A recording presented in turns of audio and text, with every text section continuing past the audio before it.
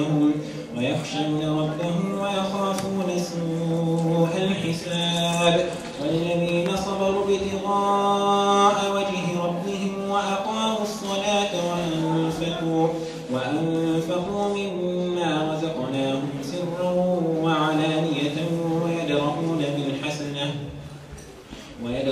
بالحسنة السيئة أولئك لهم عقبى الدار.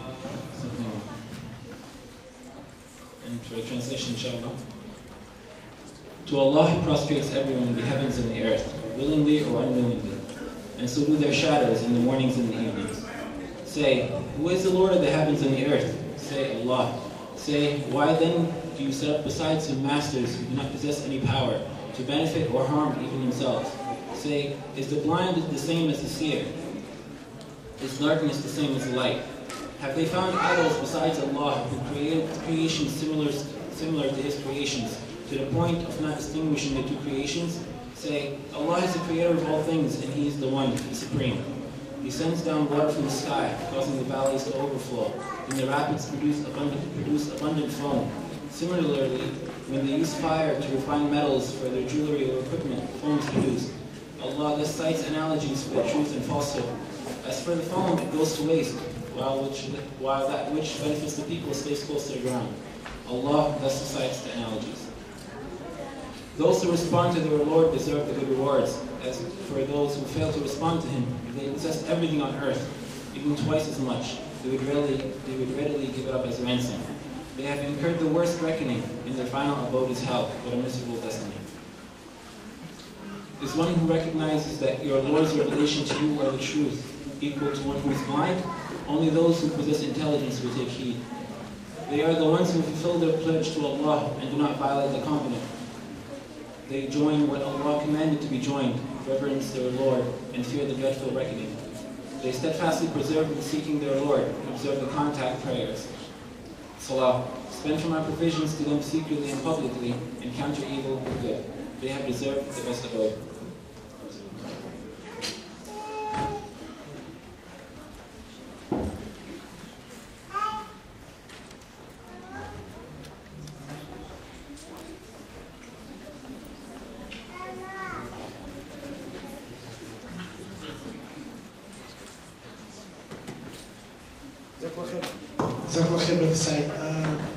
Bismillah. So inshallah, just a small introduction about our program tonight. It's obviously, it's right up there, it's called The History Unfolding, a call to Muslim youth. And obviously, alhamdulillah, at least in the center program Friday nights, I believe in Mus'haf, they're speaking about it with the girls. We've discussed some of the issues that are going on around the world. Obviously, the tragedy, unfortunately, the genocide, if you will, that's going on in Libya, the great revolutions that occurred in Tunis and in Egypt, the revolutions or the movements of revolution that are occurring in Yemen, in Bahrain, in so many countries nowadays. Every day you look on CNN, on the bottom line you see in Iraq they were protesting for the past couple of days. I've seen the news. You see that in Kuwait, in so many countries now, people are being sparked. People have this sense of, you know what, we want to change. We want to change ourselves. We want to change our situation. We don't want to live under the same status quo. And alhamdulillah, I think we've discussed some of the issues of why this is happening and how this is happening. But I think the more important and what we're going to try to discuss today, after we do a little background about what is going on and how it went on and some of the history for those that don't know. And personally speaking, and I know many of us in here, maybe we were born and raised in the States, in Brooklyn, and unfortunately some Jersey guys are here. We've been born and raised, some Long Island guys got lost. So unfortunately, fortunately, we've never lived under these extremely strenuous conditions that people in Egypt, people in Libya, people in Yemen lived under or are living under. So for us, we need to have first this sense of understanding. We need to see the world through their lenses. We need to see how they lived through their eyes. Get that understanding. Then see how amazing this change that we saw occur on our TV screens and our Twitter accounts, how beautiful this change happened and how quickly it happened. And then what we need to do is not only just stop there, and that's I think where we stopped the past couple of times we've discussed this issue, but how do we as Muslim youth here take this momentum, take this energy, take this example, and carry it with us, where we're living today, what we're doing right now. And I think also we need to know the history of these movements dating back to our Prophet ﷺ and his companions, and the youth that were around him and how they were role models for us today. And I think inshallah we're going to discuss that. First we'll start with a small video. If you guys want to talk, it's okay, you guys can just step up. We're going to start with a small video inshallah, just to give a little get you in the mood, and then we'll start with the presentation inshallah with Brother Sharif.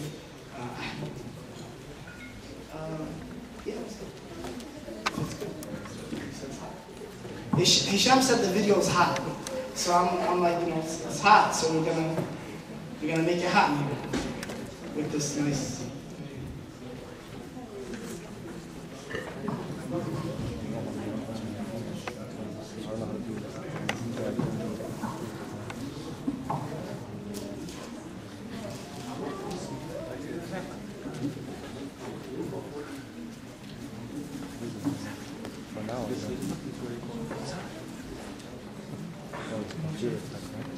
Plus, as we're getting set up, I'll introduce Brother Sharif Ahmed and he can begin, inshallah. Brother Sharif Ahmed, I don't know your middle name, I'm sorry. He's my homie. He lives in Jersey now, but it is what it is. He used to live in Brooklyn. It is what it is. Brother Sharif, he's, alhamdulillah, married with 3 children. He works, you won't understand what he does because it's just so crazy, you know, something with steel. And he sells it and he buys it and some crazy stuff. Mashallah, he was the, Brother Sharif, he was the mass chapter president for New York City, for New York.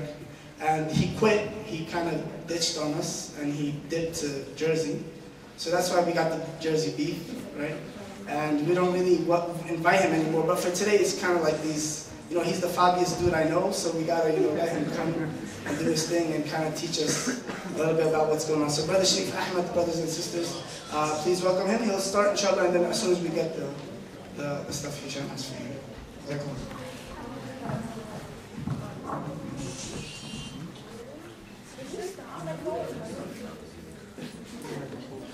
Alhamdulillah, salatu wassalamu ala rasulillah wa ala alihi wa sahbihi wa man walah.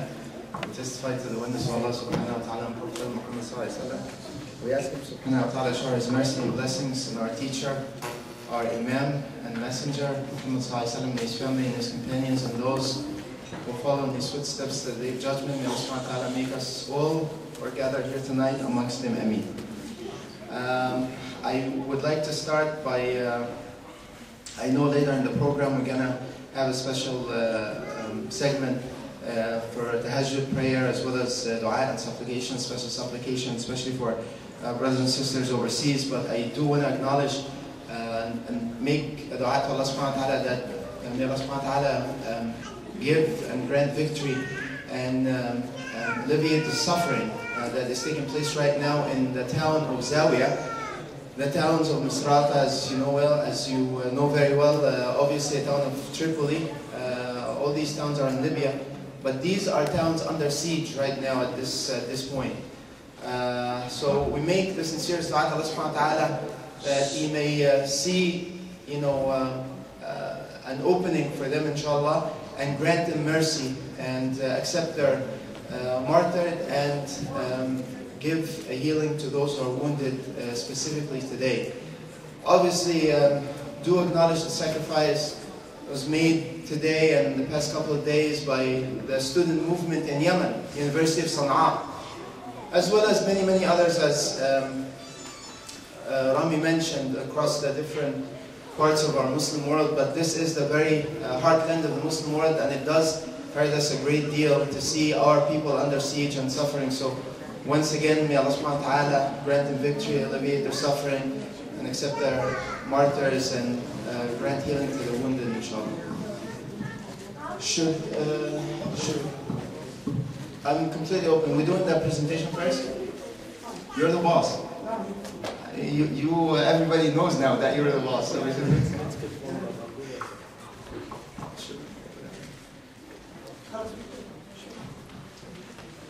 no problem. So as Rami said, to get you in the mood,